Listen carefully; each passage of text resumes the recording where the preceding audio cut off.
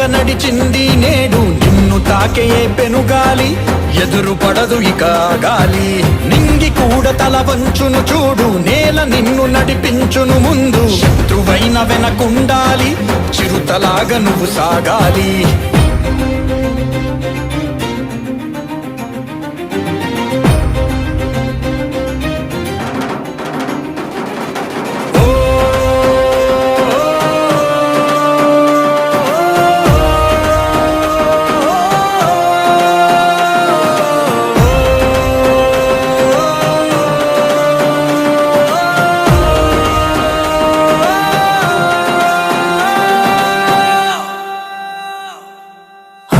పెట్టే చేతిని